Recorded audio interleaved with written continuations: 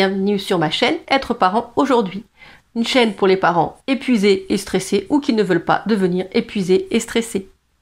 Dans la dernière vidéo, nous avons vu que la parentalité était un mélange entre joie et plaisir et des stress et des fatigues.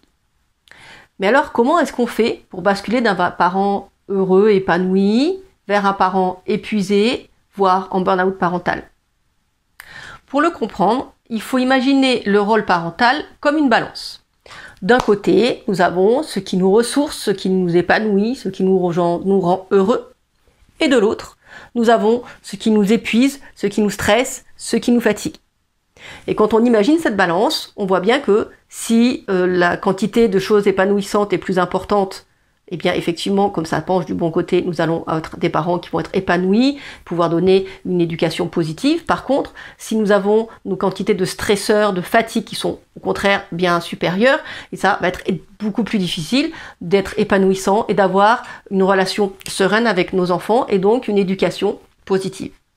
Dans cette balance, nous appellerons ressources ce qui nous nourrit, ce qui nous procure de la joie et du plaisir, et nous appellerons stresseurs ce qui va nous fatiguer, ce qui va nous stresser, ce qui va nous apporter des situations un peu plus compliquées que vont avoir du mal à gérer.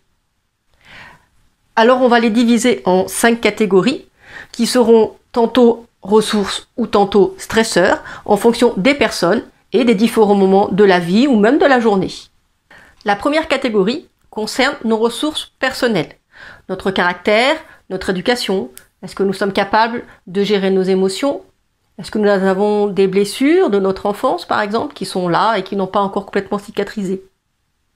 La deuxième catégorie concerne les ressources familiales. Est-ce que vous êtes en couple? Est-ce que vous êtes séparés? Est-ce que vous vivez en monoparentalité?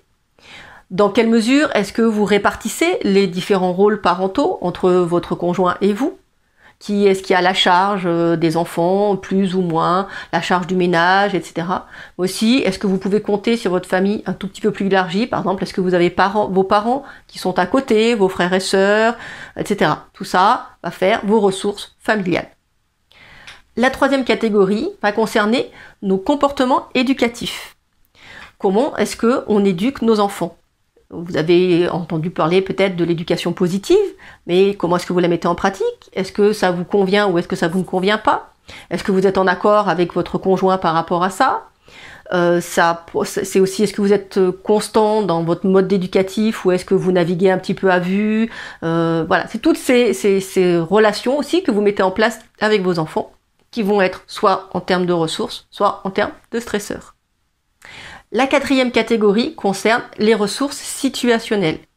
C'est-à-dire, est-ce que votre enfant, par exemple, a des difficultés ou non à l'école s'il est scolarisé?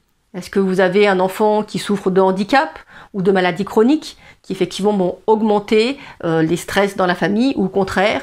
Est-ce que vous avez un enfant qui va très bien, pour qui tout roule, qui a plein de copains? Et dans ce cas-là, évidemment, ça va devenir des ressources. La cinquième catégorie concerne les ressources socio-démographiques. C'est-à-dire la taille de la famille, combien est-ce qu'il y a d'enfants par exemple. C'est la taille de votre maison. Est-ce que vous habitez un petit appartement avec une grande famille ou bien une grande maison avec jardin? Est-ce que vous avez des soucis financiers? Ou est-ce que vous en êtes avec votre travail par exemple? Voilà, c'est tout ce qui touche votre niveau social et votre niveau économique. La quantité et la qualité des ressources que nous avons dans chacune de ces catégories vont influencer notre comportement et celui de notre entourage. Et du coup, lorsque la balance pèse du côté des stresseurs de façon importante et qui s'installe sur la durée, on commence à pouvoir parler d'épuisement parental, voire de burn-out parental. Alors, ces facteurs ont toujours existé, ce qui laisse à penser que l'épuisement parental est quelque chose qui a sûrement toujours existé à travers les siècles.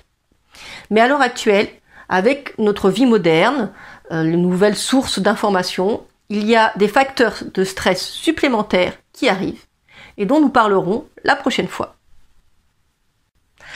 Je vous remercie d'avoir passé ce petit moment avec moi, j'espère qu'il vous aura été utile.